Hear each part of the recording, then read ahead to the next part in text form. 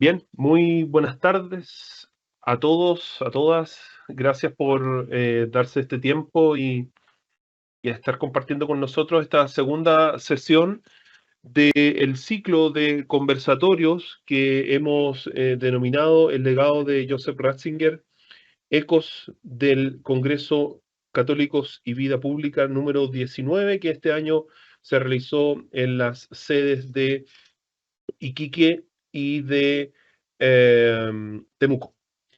Muchas gracias por estar compartiendo con nosotros en este segundo encuentro. Para comenzar y motivarnos al inicio, vamos a ver un pequeño video que nos va a servir de motivación, de introducción y de preámbulo a este segundo espacio de conversatorio.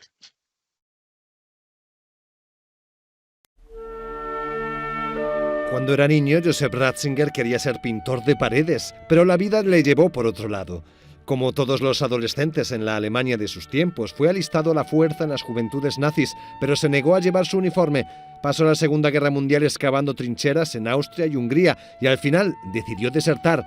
Después de la guerra, reconstruyó el edificio del seminario de Frisinga junto a su hermano y otros futuros sacerdotes. En aquel entonces, al regresar del frente, debías demostrar que tenías un empleo para asegurar que todos participaban en la reconstrucción del país. Estaba destrozado. El rector del seminario dijo: para que no tengáis que iros lejos donde estéis fuera de lugar, ¿por qué no venís a reconstruir el seminario? Tengo un montón de trabajo para vosotros. Y mi hermano y yo fuimos allí para ayudar a retirar escombros y a repararlo. Durante esos años se entusiasmó definitivamente con la teología, en la que encontraba respuestas a sus preguntas sobre Dios, la libertad y el dolor.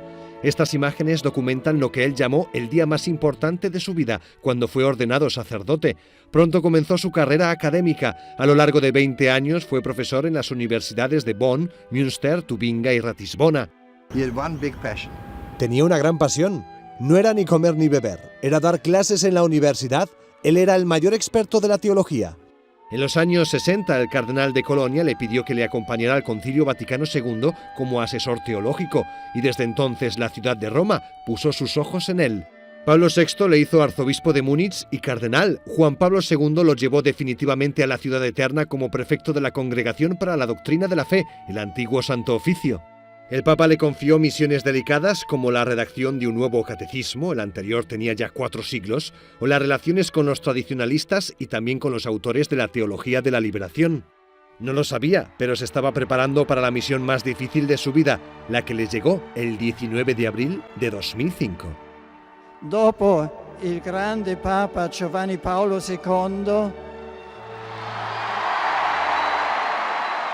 i signori cardinali hanno eletto me, un semplice, umile lavoratore nella vigna del Signore.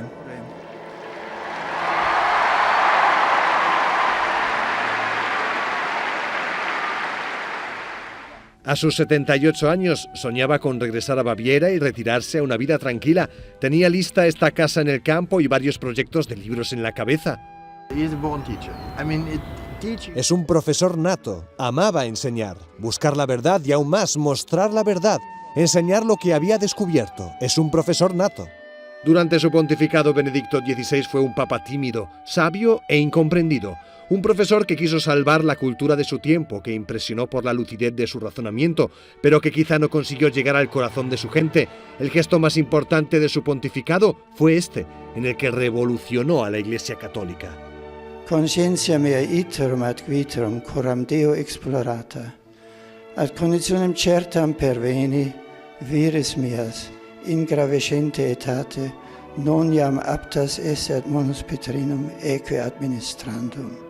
Como Papa emérito, Benedicto XVI no dejó de escribir. Publicó 3 artículos, uno sobre las raíces de la crisis de abusos, otro sobre el celibato sacerdotal y otro sobre las consecuencias antropológicas del matrimonio entre personas del mismo sexo.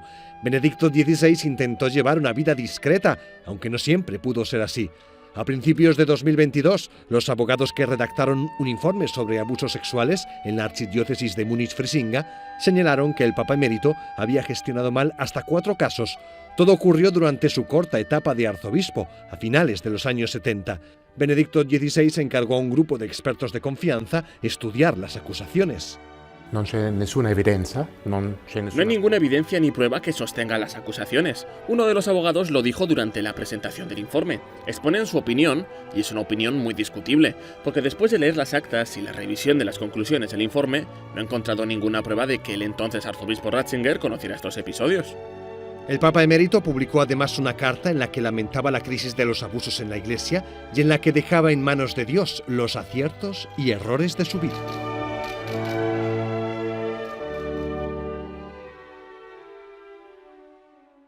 Como les decía, muchas gracias por conectarse, por compartir con nosotros en este segundo encuentro de un ciclo de conversatorios que hemos denominado el legado de Joseph Ratzinger, Ecos del Congreso Católicos y Vida Pública. Vamos a dejar con ustedes a María Esther Gómez, directora de Formación e Identidad de nuestras instituciones Santo Tomás, que nos quiere saludar en esta tarde.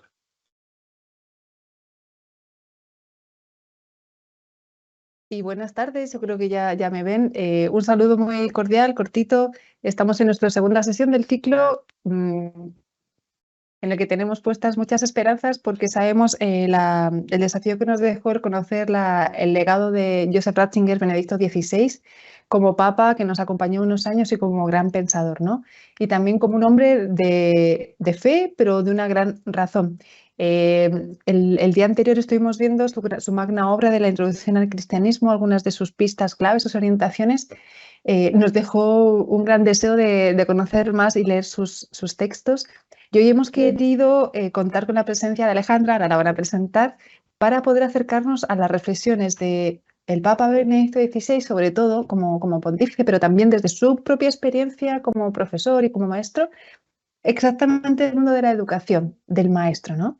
Que es algo que muchos de los que estamos aquí nos toca de cerca, ¿no? El cómo transmitir esa búsqueda de la verdad desde el respeto de los tiempos de cada uno, del valor de cada persona. Bueno, algunas de estas cosas vamos a poder refrescarlas o pensar, reflexionar en ellas de la mano de Alejandra. Así que muy bienvenidos de nuevo a esta segunda sesión. Yo confío que pueda ser una instancia muy grata y muy enriquecedora para todas, para todos, y les invito desde ya a tomar nota, a estar bien atentos, porque después de que Alejandra nos exponga vamos a poder conversar con ella y ese momento es muy, muy rico. Muchas gracias, Cristian, y gracias, Alejandra.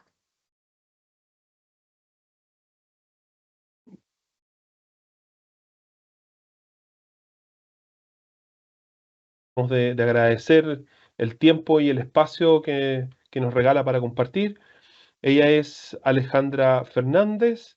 Alejandra es licenciada en Historia y magíster en Letras por la Universidad Católica de Chile. Es académica del Centro de Estudios Generales de la Universidad de los Andes. Y en esta tarde nos va a compartir una reflexión, la cual le hemos titulado Benedicto XVI y su reflexión sobre el maestro. Muchas gracias, Alejandra, por acompañarnos y tenemos en torno a los 20-25 minutos para poder escucharte y luego poder realizar un diálogo. Muchas gracias y muy buenas tardes. Perfecto, muchas gracias, Cristian, muchas gracias, Esther. Yo estoy muy agradecida también de esta oportunidad y de poder reflexionar sobre la mirada que tiene Benedicto XVI sobre el maestro. Como decía Esther, Benedicto XVI fue maestro de alma.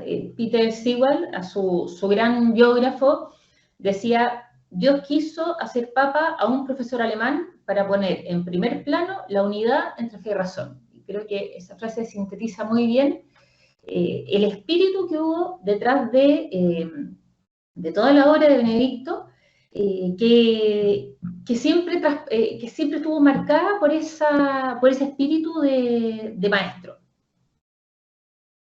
Bien, antes de entrar un poco en lo que piensa en concreto sobre la función del maestro, como decía Esther, habría que asomarse un poquito en cómo era él como maestro. Sabemos que empezó a ejercer la docencia desde muy joven. Fue el docente más joven en el seminario, con 24 años, y el primero en tener una cátedra también muy joven, a los 31 años.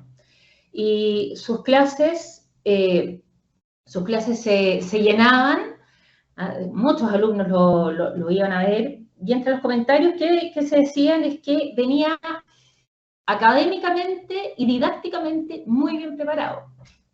Era un profesor excelente, decía. Un amigo de él y compañero que después a su vez fue alumno de él, decía que era una persona muy alegre, que tenía una sencillez típicamente bávara, y que cuando hacía clases estaba todo el mundo absolutamente atento a lo que él decía. Que tenía una naturalidad impresionante para decir cosas muy complejas y de forma muy sencilla. Decía, hablaba las cosas con un tono nuevo. Tenía una forma de mostrar ideas esenciales de forma breve, ingeniosa. Tenía una memoria prodigiosa, un trato amable. Y este amigo, Franz Nigel, lo compara con Mozart. Decía que era una suerte del Mozart de la teología, porque tenía la misma genialidad, compartía una alegría similar, y que conocía también el cielo y el infierno, pero a diferencia del músico, él nunca dejó que sus problemas personales interfirieran con su obra.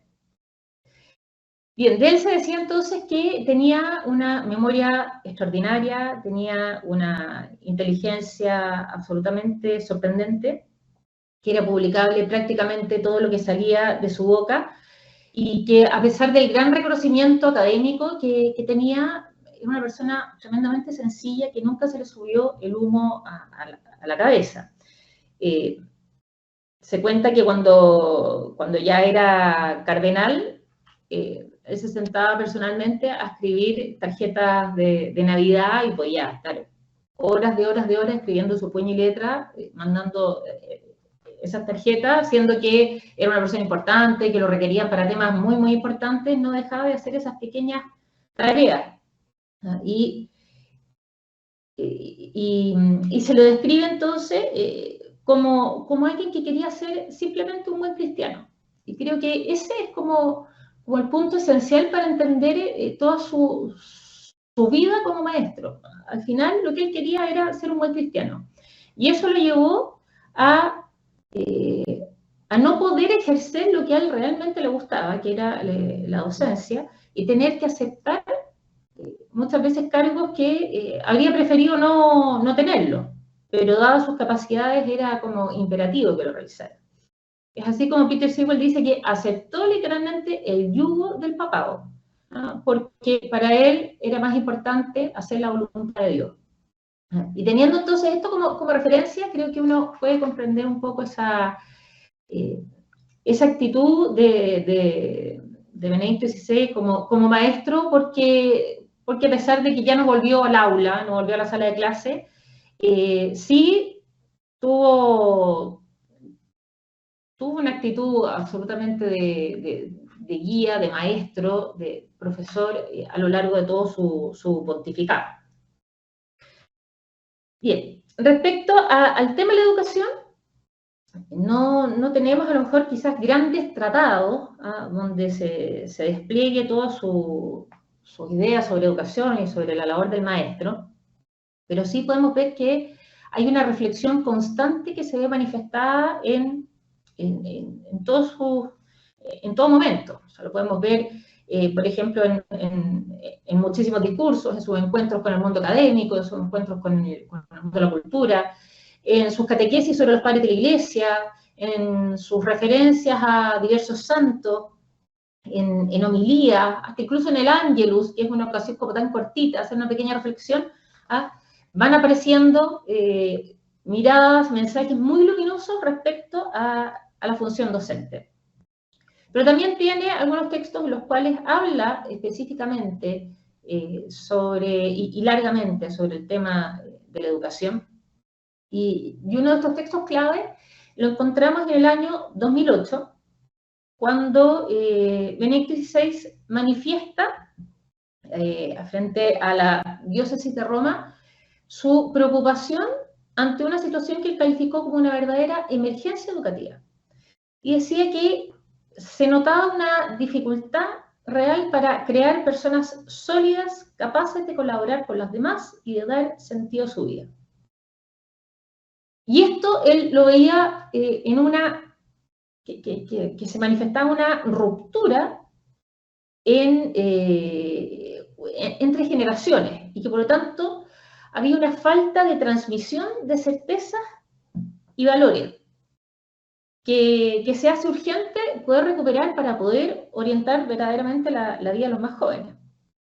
Decía, falta comunicar algo válido y cierto, reglas de comportamiento que sean creíbles con los cuales construir la propia vida. Y esto, decía Benedicto XVI, se vuelve aún más difícil en una cultura que ha llegado a dudar del valor de la persona humana, del significado de la verdad y en definitiva de la bondad de la vida misma. Y bueno, sigue manifestando ahí su preocupación, da algunos consejos de cómo superar esta distancia, esta ruptura y esta falta de transmisión finalmente de una verdad vital. Pero un par de años después, el año 2010, en un discurso ante la Conferencia Episcopal Italiana, vuelve a retomar el tema de la emergencia educativa y ahí se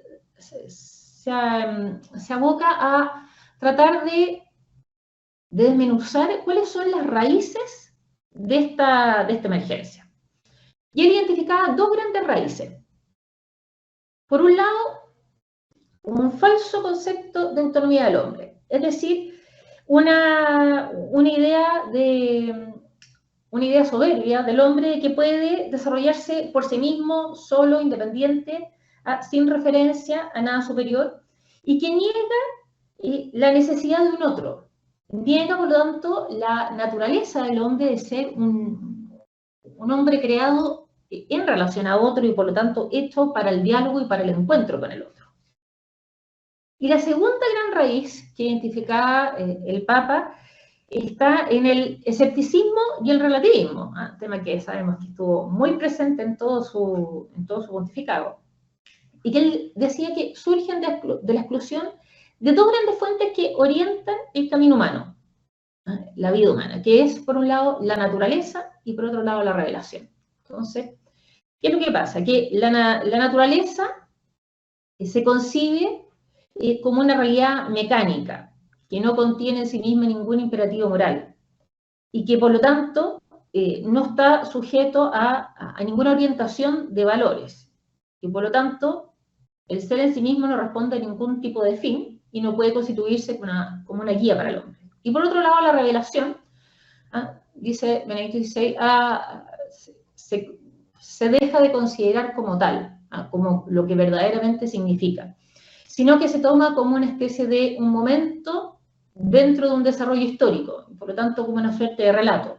Y si se llega a considerar como revelación, se ha perdido la conciencia, su profundidad y su verdad, y se la toma como una posibilidad de tener ciertas motivaciones, pero que no revela, que no expresa verdaderos contenidos que finalmente orientan la vida.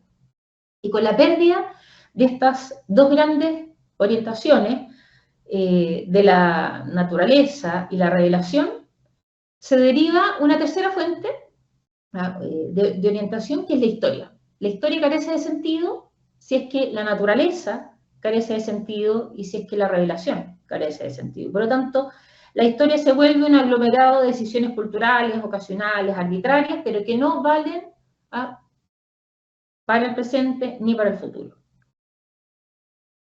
Esta situación genera un ambiente de gran pobreza espiritual y una importante disminución en el nivel cultural, y que se manifiesta en todo ámbito, y que incluso se puede ver dentro del ámbito de las escuelas católicas. Entonces, hay que agregarle un individualismo muy fuerte, un hombre que se cree autosuficiente, que no requiere de otro, etc. Entonces, Benedicto XVI hace un llamado urgente a recuperar el verdadero sentido de la educación. De una educación que surja de la cercanía y la confianza que nacen del amor. Que tome la conciencia del sufrimiento como parte de la vida y como parte también de lo que significa el amor. Porque en definitiva, la educación es un encuentro entre dos libertades. Y en ese sentido, dice explícitamente, formar la libertad significa formar a las nuevas generaciones para que sepan entrar en relación con el mundo, apoyadas en una memoria significativa que no es solo ocasional, sino que se incrementa con el lenguaje de Dios que encontramos en la naturaleza y la revelación, con un patrimonio interior compartido, con la verdadera sabiduría que, a la vez que reconoce el fin trascendente de la vida, orienta el pensamiento, los afectos y el juicio. Este sería entonces el gran marco donde podríamos situar en gran medida hacia dónde va su pensamiento respecto a la educación. Y por lo tanto, desde esta perspectiva vamos a ir desglosando algunos puntos en los cuales vamos viendo cómo se enmarca la labor del maestro. Entonces, dentro de este panorama, en primer lugar, hay una consideración importantísima de tomar al maestro como criatura. Y como, no cualquier criatura, sino que una criatura amada por Dios. Decía Benedicto XVI en relación a la beatificación del cardenal Newman, decía, como hombres y mujeres, a imagen y semejanza de Dios, fuimos creados para conocer la verdad y encontrar en esta verdad nuestra libertad última y el cumplimiento de nuestras aspiraciones humanas más profundas. En definitiva, estamos destinados a conocer a Cristo, que es el camino, la verdad y la vida. Y esta es la hoja de ruta. O sea, esto es como lo esencial. Tomando en consideración, entonces, desde esa perspectiva, que nunca hay que perder de vista, que podemos comprender la importancia y la belleza de la labor del maestro. Y entonces, si partimos de esta perspectiva, de que la educación es un encuentro entre dos libertades, es un encuentro, en definitiva, de persona a persona. Un encuentro que nace de reconocer al otro también como una persona creada a imagen y semejanza de Dios. Y solo si yo reconozco al otro como obra maestra de la creación, puedo estrechar ese vínculo. Puede haber un auténtico encuentro. Y en definitiva, este marco es fundamental porque no se puede comprender al hombre sin esa referencia a Dios. Y no se puede responder las grandes preguntas, las grandes interrogantes, si no se está ante esa referencia. Y por lo tanto, sin esa referencia, tampoco se pueden comunicar verdades fundamentales, verdades sólidas, estas certezas que orientan la vida, que aludía Benedicto XVI anteriormente. Por eso entonces, tomando el tema de la libertad, es fundamental entonces que en este encuentro se juega tanto la responsabilidad del alumno de aceptar, de dejarse guiar, de abrirse, de abandonarse en cierto modo a ser guiado al conocimiento de la realidad, y por otro lado la del educador, que está llamado a donarse, a entregarse, porque solo en ese encuentro fecundo de verdadero testimonio es que se puede generar verdadera educación. ¿Y a dónde debe conducir eso? El tomar la libertad, el conducir la libertad debe llevar a que podamos generar en el alumno a poder tomar decisiones maduras, a tomar la valentía de decisiones definitivas, dice él. Que nacen, que permite que el joven crezca en una maduración en el amor y en la belleza. Cuando uno toma en serio la libertad de los jóvenes, cuando el educador busca ese encuentro personal, considerándolo como criatura, los jóvenes se lo toman en serio, persiguen ese reconocimiento. Y en ese reconocimiento están dispuestos a entregarse. Y no solo eso, sino que a sentirse interpelados a propuestas exigentes. Porque sienten también un llamado trascendente a algo más grande que ellos. Y por lo tanto, el maestro es, de algún modo, ese puente, ese vehículo que les permite dar ese paso para poder entregarse a algo superior. Y esta comprensión de la libertad es fundamental porque está en la base del ejercicio de la razón. cuyo objetivo, en definitiva, es la búsqueda de la verdad, que es lo que finalmente orienta la vida. En ese sentido, entonces, el maestro se sitúa como un verdadero colaborador de la verdad. El mismo Ratzinger se presentó a sí mismo y lo usó como lema episcopal cuando es nombrado arzobispo de Múnich y Frisinga. Decía que ese era su lema, el de colaborador de la verdad. A él le costó asumir ese arzobispado porque significaba justamente dejar su vida académica. Pero vio en ese lema la posibilidad de continuar en este nuevo cargo que tenía su labor de maestro, porque en definitiva, sin la verdad todo se hunde. Y por lo tanto, estamos todos llamados a continuar, a seguir esa verdad, a profundizarla y a tratar de ponerse a su servicio. Y por lo tanto,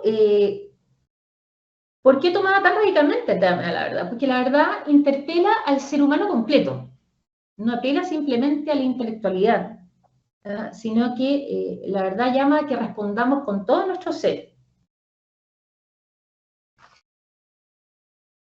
Porque la educación, decía Benedicto XVI, es conducir a los jóvenes fuera de sí mismos para introducirlos en la realidad, hacia una plenitud que hace crecer a la persona. Y ese encuentro es posible porque en los jóvenes hay también un anhelo de querer salir de sí mismo, de comprender la realidad y no comprenderla a medias, de comprenderla en su totalidad.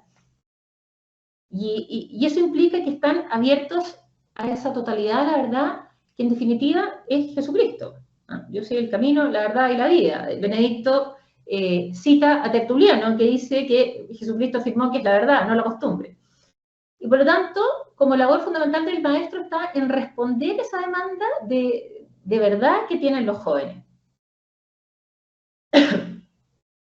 ¿Por qué el maestro cristiano tiene esa actitud positiva de pensar que es posible encontrar esa verdad y encontrarla también encarnada en la persona de Jesucristo?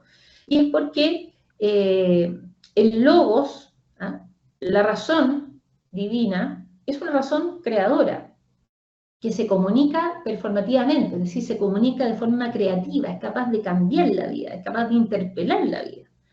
Y podemos nosotros, como criaturas racionales, de entrar en comunicación con ese logos y dejarnos conducir por él. Y ese logos también se ha entregado a nosotros como un acto de amor, y actúa lleno de amor. Por lo tanto, el tener la valentía de entregarse, de entregarse a ese logos significa abrirse, abrir la razón y no negarse a su grandeza, y a percibir que la verdad es más que simple pensamiento. Como decíamos, involucra a todo el ser. En la verdad, entonces, la verdad se encarna en la fe y en la razón, en ambas a la vez. Y esto nos permite verdaderamente dirigir la voluntad. Y conocerla nos lleva a descubrir el bien. Por eso, Benedicto XVI decía que hay que apelar a una verdadera caridad intelectual. ¿Qué significa esto? Este concepto, Benedicto XVI la toma de Antonio Rosmini, beato de fines del siglo XIX, que decía que la caridad intelectual indica aquellos oficios de la caridad que tienden a ayudar inmediatamente al prójimo en la formación de su intelecto y en el desarrollo de sus facultades intelectuales. Este concepto, que también fue desarrollado por Pablo VI y Juan Pablo II, él lo hizo muy propio, fue su gran lema. Y en definitiva, él lo explicaba diciendo, es la reconciliación de la fe con la razón, y se manifiesta la fuerza del espíritu humano capaz de unir los itinerarios formativos de las nuevas generaciones, de modo que los jóvenes puedan reconocer que la profunda responsabilidad de llevarlos a la verdad no es más que un acto de amor. Llevar a la verdad es un acto de amor. Por lo tanto, la caridad intelectual, esta unión de fe y razón, esta unión de amor y pensamiento, de libertad y verdad, desafía la deshumanización que es propia del mundo moderno y ensancha la razón, que no se queda atrapada en un frío intelectualismo, en el empirismo más puro. Por lo tanto, Benedicto XVI llama a profundizar esta idea, porque el mundo de hoy, abandonando la fe, lo que ha hecho ha sido empobrecer a la razón, y por lo tanto a tener un conocimiento escuálido de la realidad. El conocimiento no puede ser solo intelectual, sino que nos invita a asombrarnos de todo lo que podemos encontrar en nuestra realidad y cuya verdad solo se comprende uniendo comprensión y amor. Y de esta manera, esa fragmentación del conocimiento que se ve en el mundo moderno puede ir integrándose. Y en esto, Benedicto XVI toma el ejemplo de Pablo VI, a quien él quería mucho y admiraba muchísimo.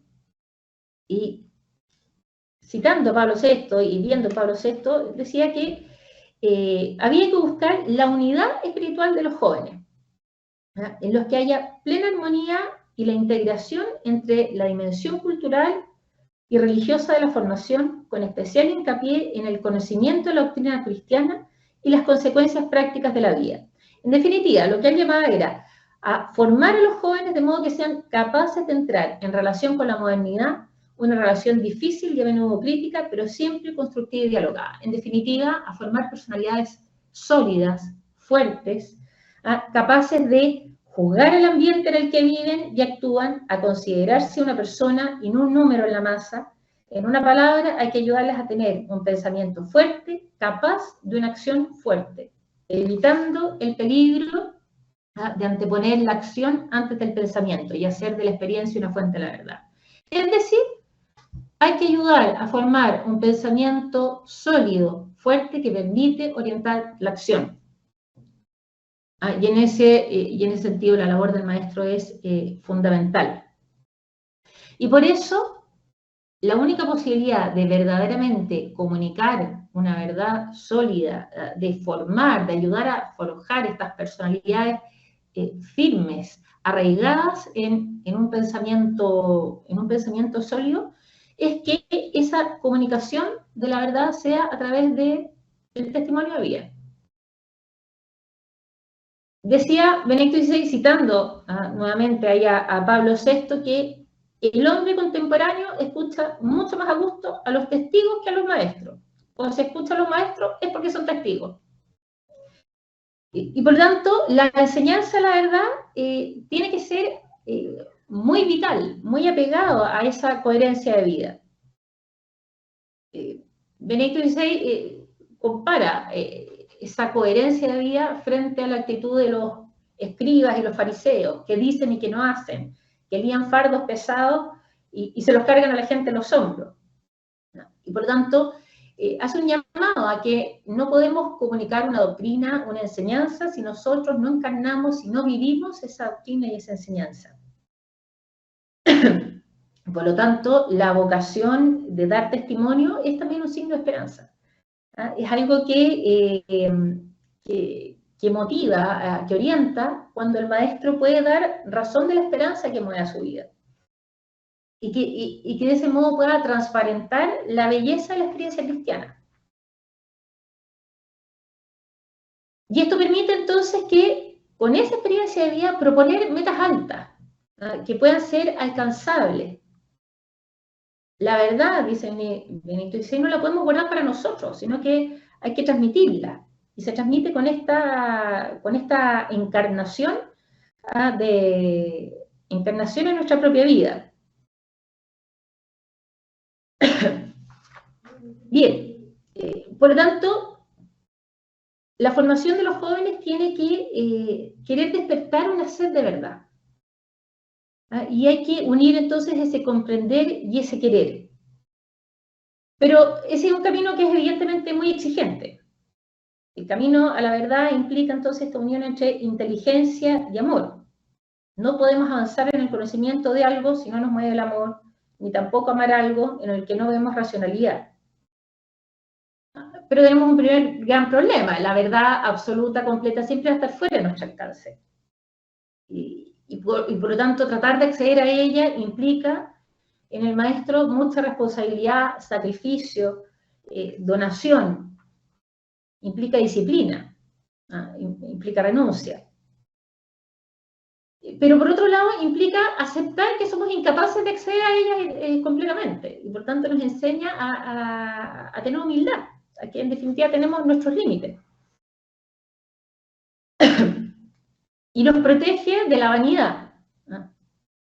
Por eso entonces siempre hay que recordar esto que mencionábamos al principio, que somos criaturas amadas dentro de un orden superior, y que no podemos abordar todo ese orden superior. Él usa una imagen que es muy bonita, que es la de Juan Bautista. La menciona en una homilía que hace en la fiesta del bautismo del Señor, donde él mismo imparte el bautismo a un grupo de niños. Entonces esta homilía está dedicada a los padres y a los padrinos. Y le decía que Juan Bautista fue un gran educador, que tenía muchos discípulos que condujo al encuentro de Jesucristo, y sin exaltarse a sí mismo, nunca quiso vincularlos a su propia persona. Sino que cuando llegó Jesús, él retrocedió y dijo: detrás de mí viene el que es más fuerte que yo. Yo os he bautizado con agua, pero él os bautizará con el Espíritu Santo. Esto implica entonces que el verdadero educador no es posesivo, y que quiere que su discípulo aprenda a conocer la verdad y entable con ella una relación personal. Y por lo tanto, todo el esfuerzo del educador es para que el educando escuche la voz de la verdad que habla en su corazón y que siga y que la siga en su camino personal. Y ese es el fundamento de la autoridad. Ese es el fundamento de la autoridad, el dejar que hable esa verdad. Por eso, Benedicto XVI llama a tener cuidado a ser de aquellos maestros que oprimen la libertad de los demás, cuando actúan en nombre de su propia autoridad. Y por eso entonces recuerda a San Buenaventura: nadie puede enseñar ni obrar ni alcanzar las verdades conocibles sin que esté presente el Hijo de Dios.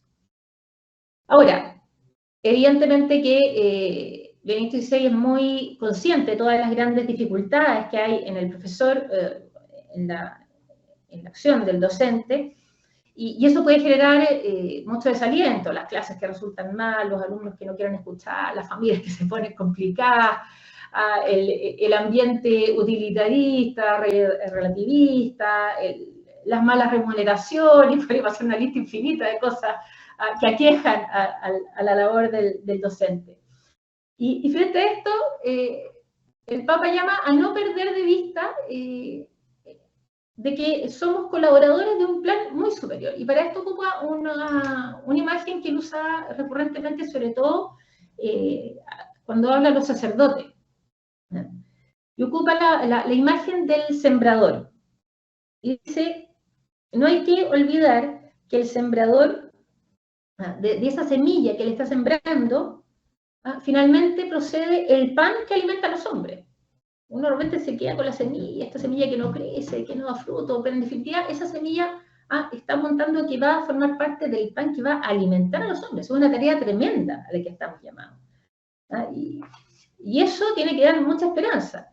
Y a pesar de que el sembrador muchas veces ve que su acción es inútil, que fracasa, que riega y que no pasa nada, que la semilla no quiere abrirse en el fondo a recoger el agua, etc., dice: siempre hay semillas que llegan a sazón, que crecen a través y despecho de todos los impedimentos hasta dar fruto, y que merecen 1 y 100 veces las fatigas que se les ha dedicado.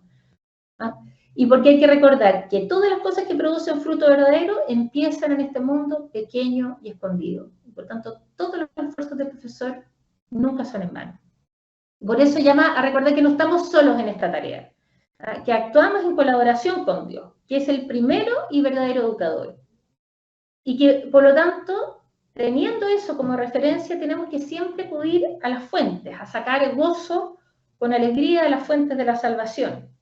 Los educadores, dice, son como canales a través de los cuales pasa la savia vital del amor de Dios, pero si nos separamos de esas fuentes, somos los primeros en secarnos y en resentirnos.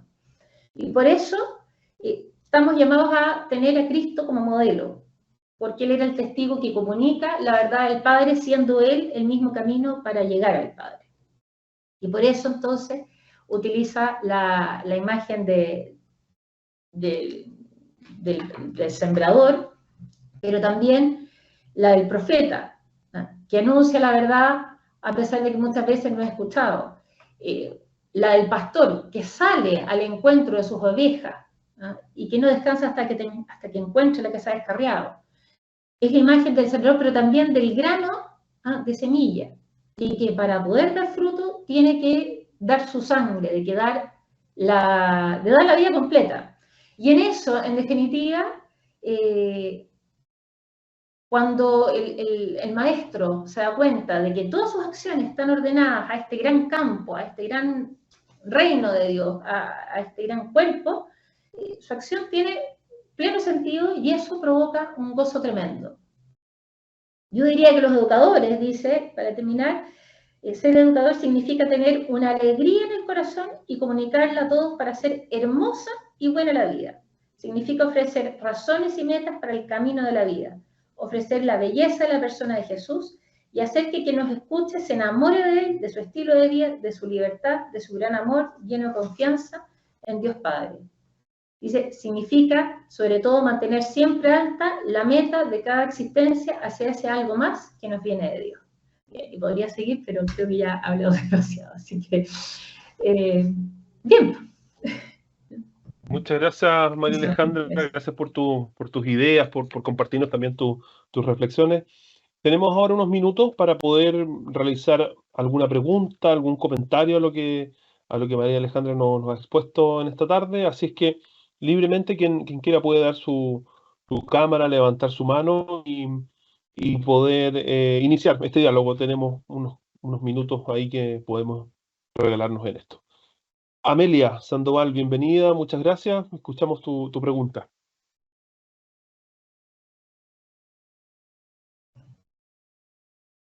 Estás muteada, Amelia. En realidad no es pregunta, es darle gracias por la información, la verdad es que estaba escuchando acá.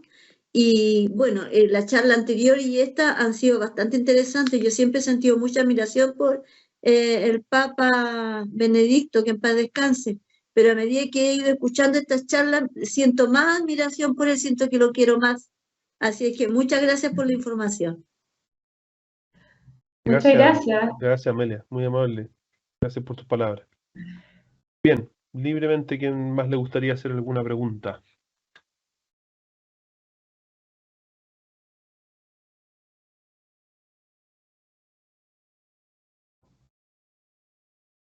Por aquí tenemos una manito, parece. Es la misma de Amelia.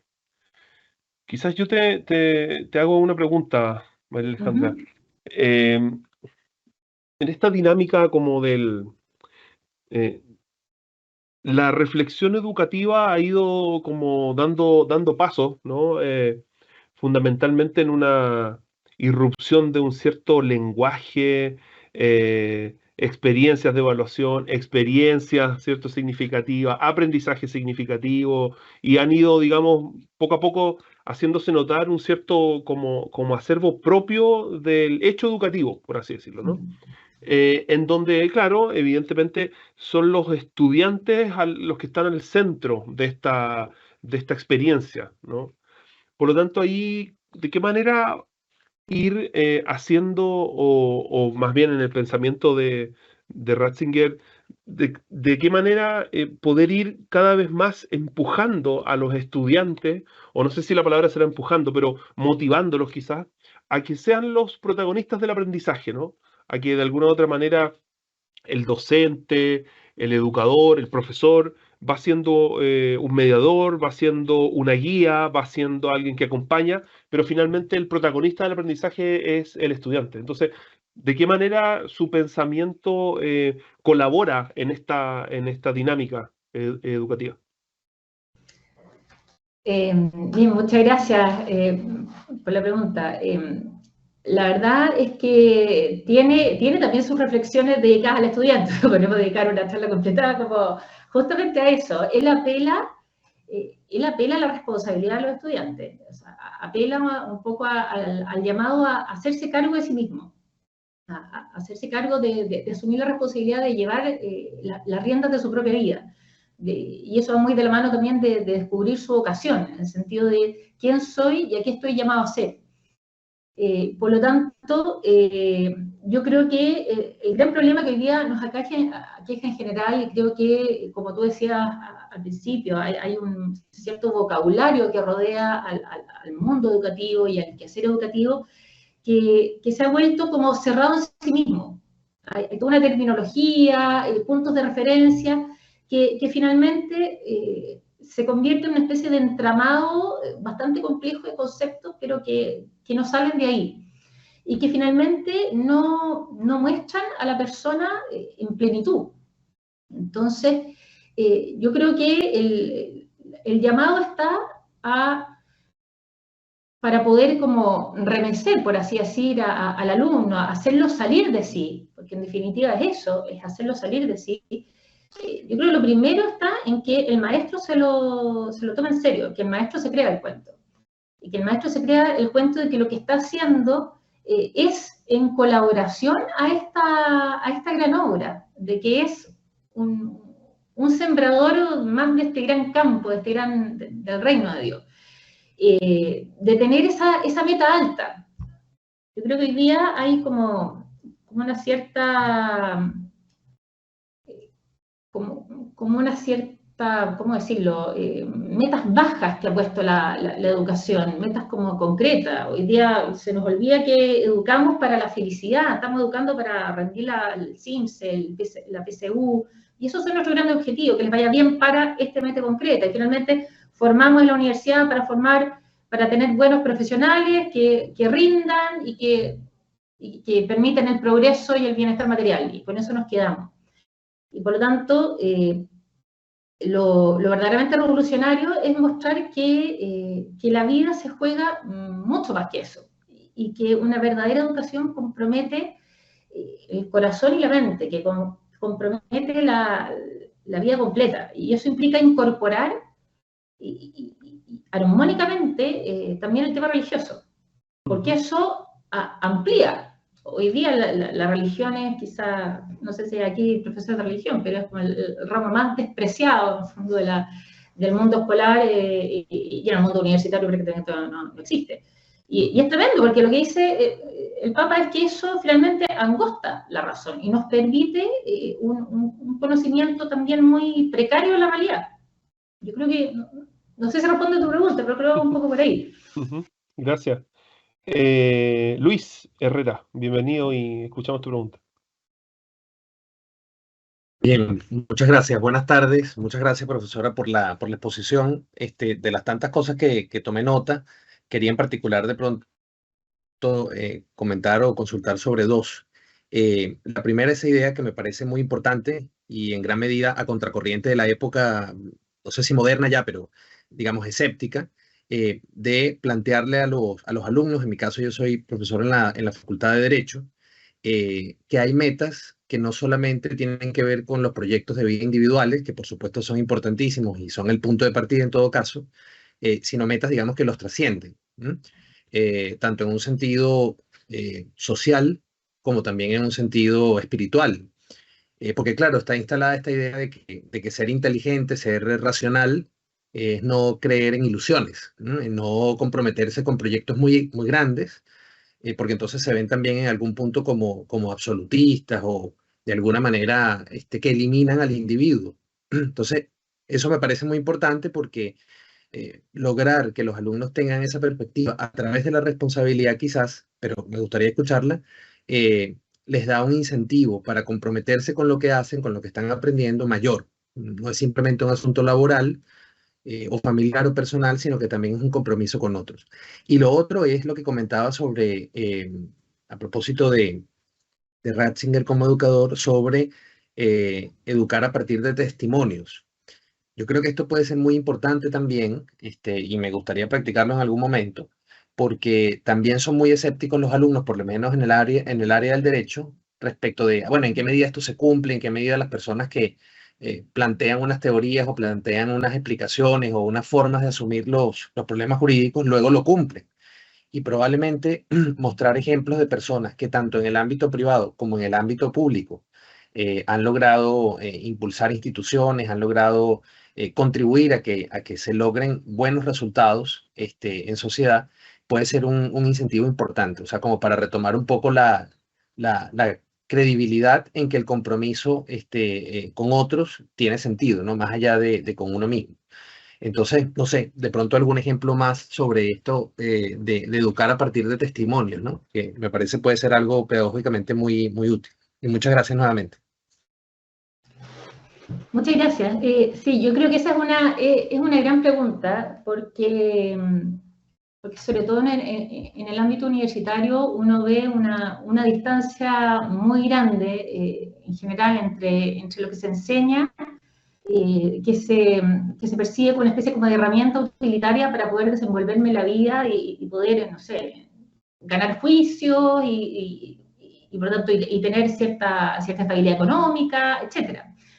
Por lo tanto, ¿cómo hacer ver que hay algo superior? Y tú partiste hablando de un tema que me parece que es muy importante, darse cuenta a los alumnos de que están formando un proyecto de vida, que ese proyecto de vida necesariamente involucra a los demás. Y para eso, Rotsky también ocupa una imagen que creo que es muy vital, y que a lo mejor se volvió a mencionarla, pero creo que es muy bonito recordarla. Y que cuando dice, bueno, miremos a Cristo, que es el verdadero maestro, recordando que Él vino como siervo, Él vino a servir. Y por lo tanto, yo creo que eso nos falta hoy día, a lo mejor en la formación superior, que los alumnos sepan que están llamados a prestar un servicio a la sociedad. Y que no es simplemente tener una vida cómoda, alcanzar ciertas seguridades, y eso tiene que comprometer mi vida. Y por lo tanto, darme cuenta de que al lado tengo un otro. Y que por lo tanto, mis acciones, que finalmente van a ser también beneficiosas para mí, pero tiene que ser mirando que tengo una responsabilidad para el otro. Y eso parte un poco sumando todo lo que dijimos anteriormente, o sea, que somos criaturas hechas para la verdad, que estamos llamados a reconocer al otro como aquello, y por lo tanto yo creo que en la enseñanza de cualquier profesión, y creo que en el mundo de las leyes se presta sobre todo para eso, es recuperar el sentido del servicio público, de que finalmente estamos colaborando para que todos podamos vivir bien, y que no podemos quedarnos tranquilos de que eso, si eso no funciona. Quizás una manera como de traer el testimonio a lo mejor a la sala de clase, que puede costar un poco. Bueno, en esto de partida lo hace constantemente, no solo demostrando su propia vida, sino que él también buscando referencias en modelos. O sea, tiene una gran admiración y preocupación por muchísimos santos que han desarrollado un carisma particular, que han vivido su proyecto de vida de acuerdo a su condición particular, original, pero que finalmente van demostrando diversos modos de encarnar esta vida orientada hacia Dios. Y yo creo que eso puede ser un modo, en el fondo, de cómo llevar el testimonio. Y por otro lado, el testimonio más importante es el del mismo profesor, en el fondo, de uno convencerse de que a lo mejor lo que está enseñando tiene sentido porque su vida no se acaba en que pudieron conseguir trabajo en un buen estudio de abogados y que van a ganar tantos ceros, en el fondo, que es quizás lo que piensan muchos alumnos, en el fondo, en muchas partes, sino que lo que yo estoy enseñando verdaderamente puede contribuir a que este país sea mejor. Y yo creo que ese convencimiento y llevarlo a la vida propia, finalmente yo creo que se termina traspasando en la sala de clase. Yo creo que apelar al testimonio de otros y uno convencerse, en el fondo, de que está al servicio y que estamos colaborando, que desde nuestra disciplina podamos incorporarlos a la realidad, y esa incorporación a la realidad implica, bueno, hacerme cargo del otro. Yo creo que por ahí puede ser el camino. No sé si eso responde a tu pregunta. Gracias, María Alejandra. Gracias, Luis. Esther. Sí, bueno, lo primero agradecer mucho y dos reflexiones, Alejandra. La primera, yo soy profe de filosofía, algunos de los que estamos aquí son profes de filosofía.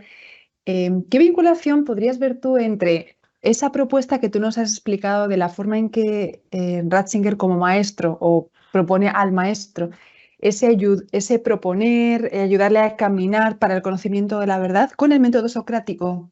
Método mayéutica, porque Sócrates es un filósofo muy interesante que sabe que el que tiene la verdad, el que la tiene que descubrir es él, el que busca, el estudiante en este caso, pero la labor de ahí del profesor, del maestro, de quien está ahí mediando es clave y lo hace a través de preguntas, suscitando. Entonces, quizás ahí puede haber una vinculación entre ese método mayéutica, que sabemos que significa dar a la luz, ¿no?, de parte de Sócrates, con este testimoniar, con algo, con muchas de las cosas que tú nos has ido contando, ¿no? El sembrador que siembra, pero que deja que la semilla crezca en unión con Cristo. Esa primera pregunta o reflexión.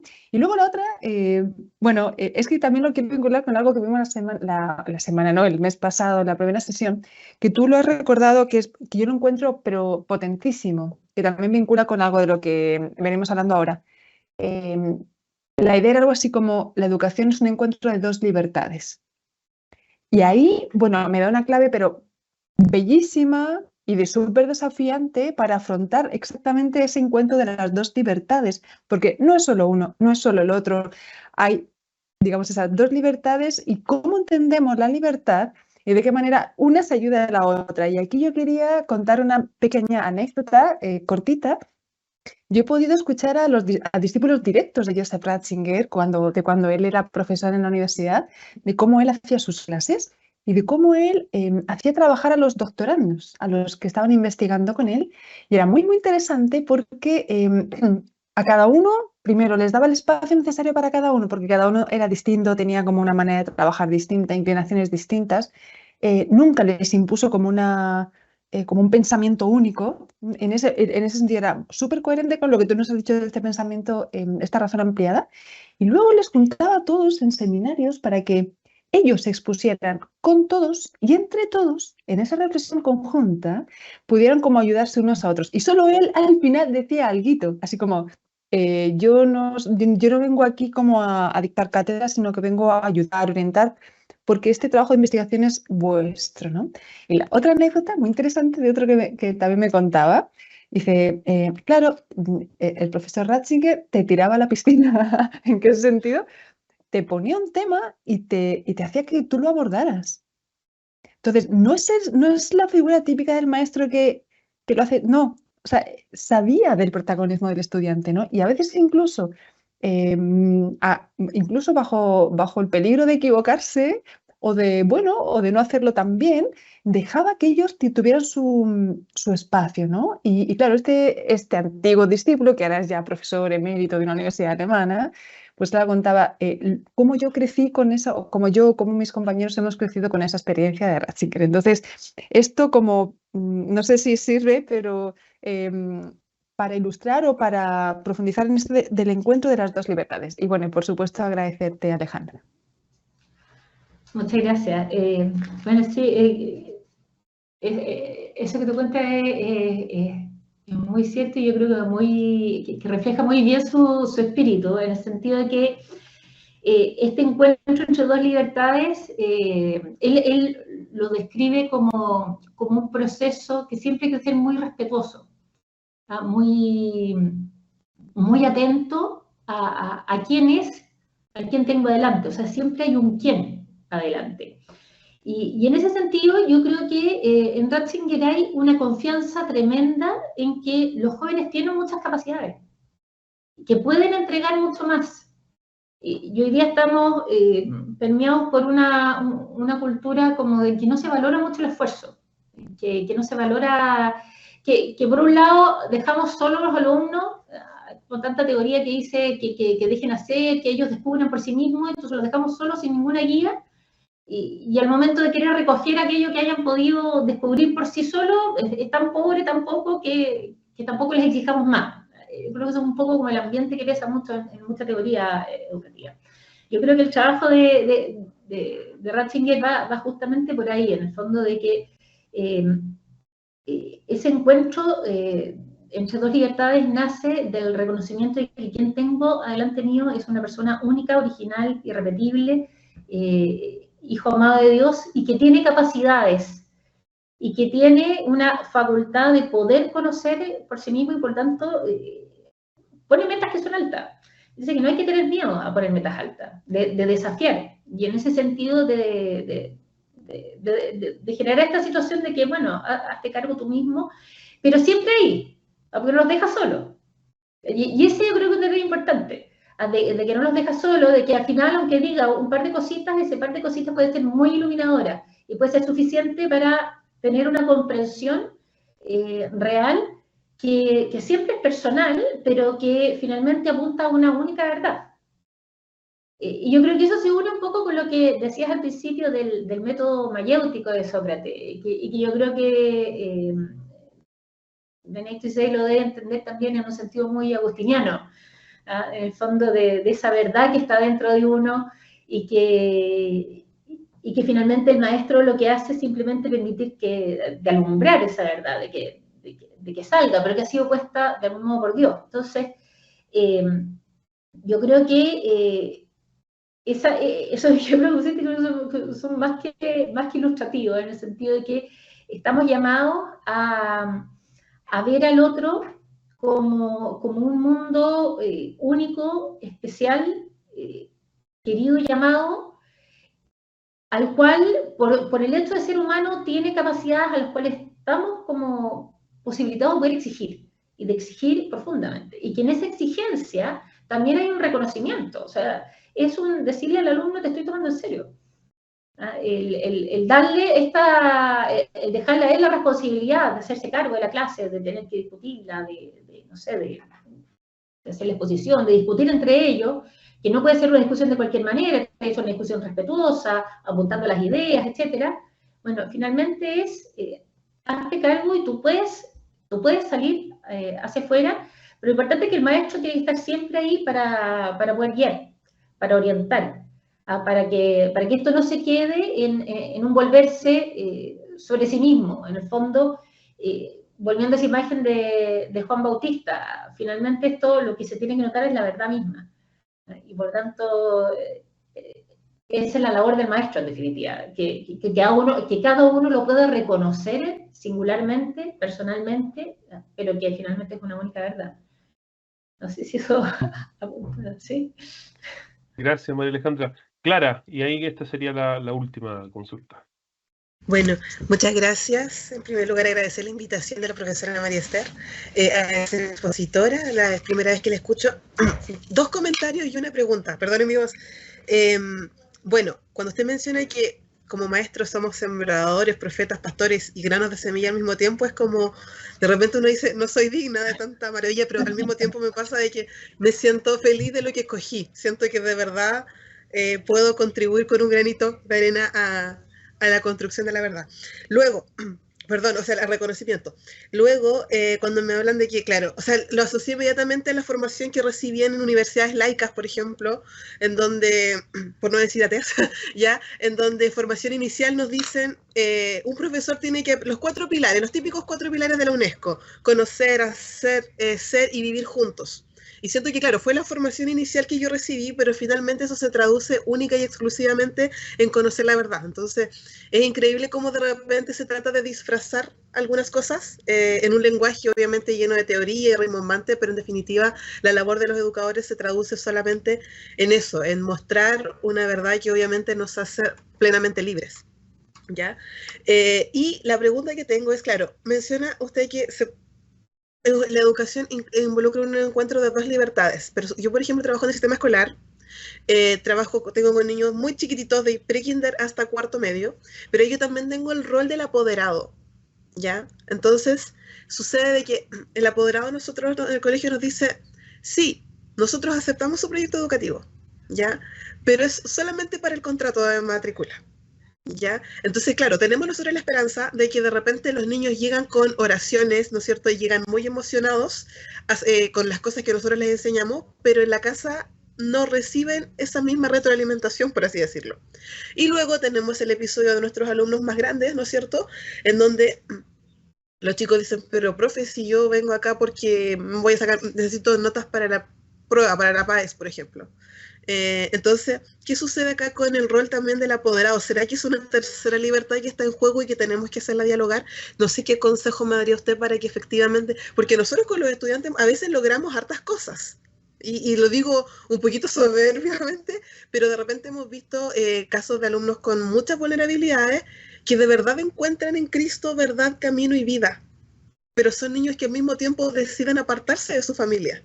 ¿Se entiende? Entonces, ¿qué hago yo para efectivamente involucrar a mis apoderados y que se acojan finalmente a ese mensaje que nosotros queremos transmitirles? A ese mensaje en donde queremos decirles que sus hijos tienen dignidad y que no son solamente, y perdonen la crueldad con la que voy a hablar, no son solamente niños que pueden controlar o tener tranquilos con un celular, porque esa es nuestra principal dificultad. Nuestros niños les pasan celulares para que ellos obviamente estén tranquilos y los apoderados obviamente puedan trabajar y hacer sus vidas. Entonces, es súper cruel lo que digo, pero es lo que vivo día a día. Entonces, no sé cómo hacer, porque esa es mi principal dificultad. Los problemas los tenemos con nuestros apoderados, no con nuestros niños. ¿Se entiende? Sí, gracias. No, se entiende perfecto. Yo creo que es un gran tema. En el mundo escolar, efectivamente, el encuentro entre dos libertades también implica el encuentro con muchas otras libertades. Ratzinger dice, comunicar la alegría es comunicar la alegría de estar en la iglesia, de tener amigos con los que compartir, no solo las dificultades, la belleza, de que estamos juntos, de que hay familia, o sea, involucra mucho más que eso, efectivamente.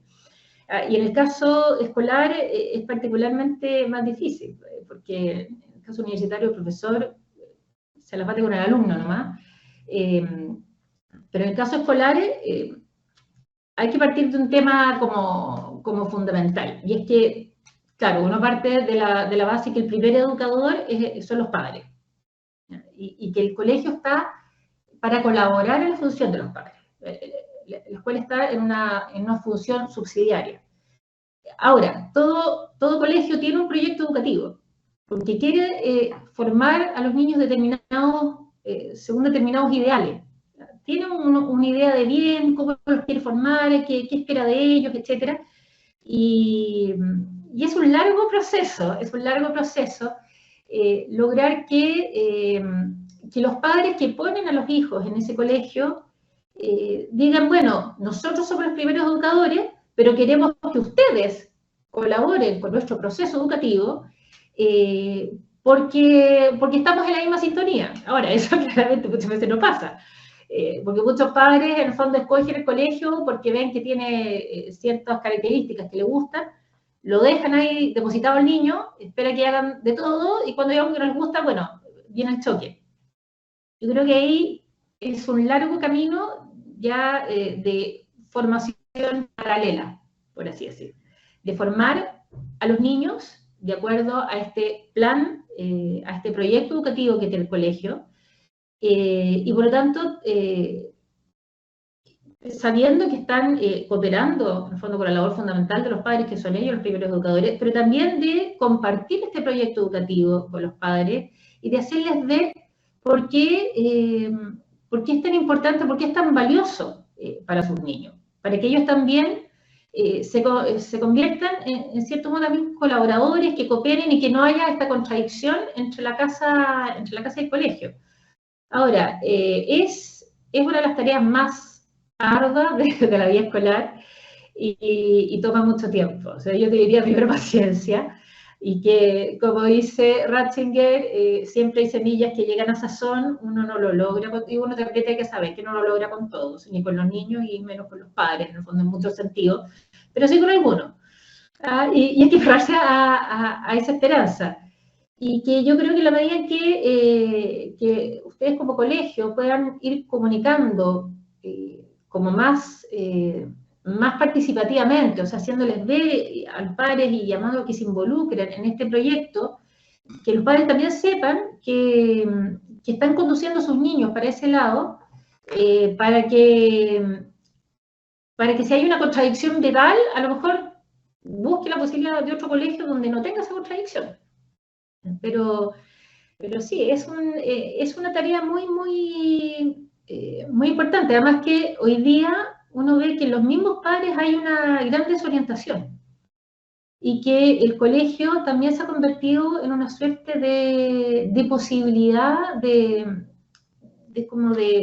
restaurar esta pérdida de unidad en tanto sentido, de consolidar ciertos principios que la cultura nos lleva a disgregar, y el colegio es una muy buena oportunidad también como para ayudar a formar a los padres como personas sólidas, que son los primeros en tener que educar a sus hijos. Entonces, es una oportunidad tremenda que tiene el colegio, pero es lento, es arduo y ya a veces no se logra con todos, pero sí a lo mejor con muchos o con algunos.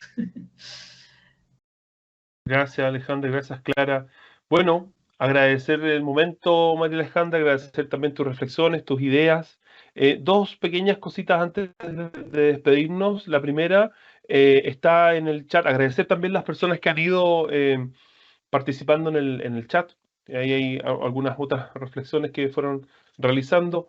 En el chat hay un link para que ustedes puedan llenar con sus datos, completar con sus datos, dado que las personas que participen de estos tres conversatorios, ¿cierto?, de este ciclo, vamos a mandarles un pequeño certificado en primer lugar.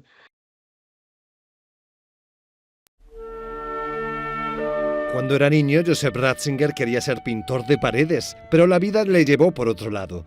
Como todos los adolescentes en la Alemania de sus tiempos, fue alistado a la fuerza en las juventudes nazis, pero se negó a llevar su uniforme. Pasó la Segunda Guerra Mundial excavando trincheras en Austria y Hungría y al final decidió desertar. Después de la guerra, reconstruyó el edificio del seminario de Frisinga junto a su hermano y otros futuros sacerdotes. En aquel entonces, al regresar del frente, debías demostrar que tenías un empleo para asegurar que todos participaban en la reconstrucción del país. Estaba destrozado. El rector del seminario dijo: para que no tengáis que iros lejos donde estéis fuera de lugar, ¿por qué no venís a reconstruir el seminario? Tengo un montón de trabajo para vosotros. Y mi hermano y yo fuimos allí para ayudar a retirar escombros y a repararlo. Durante esos años se entusiasmó definitivamente con la teología, en la que encontraba respuestas a sus preguntas sobre Dios, la libertad y el dolor. Estas imágenes documentan lo que él llamó el día más importante de su vida, cuando fue ordenado sacerdote. Pronto comenzó su carrera académica. A lo largo de 20 años fue profesor en las universidades de Bonn, Münster, Tubinga y Ratisbona. Tenía una gran pasión. No era ni comer ni beber, era dar clases en la universidad. Él era el mayor experto de la teología.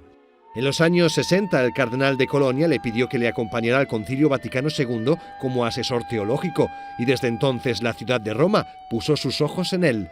Pablo VI le hizo arzobispo de Múnich y cardenal. Juan Pablo II lo llevó definitivamente a la Ciudad Eterna como prefecto de la Congregación para la Doctrina de la Fe, el antiguo Santo Oficio.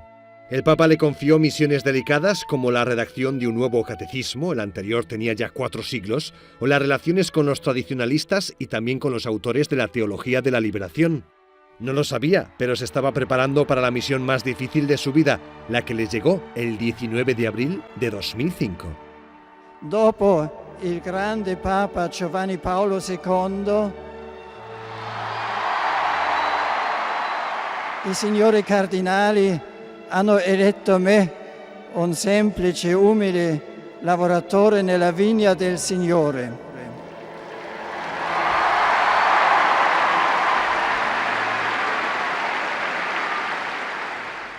A sus 78 años soñaba con regresar a Baviera y retirarse a una vida tranquila.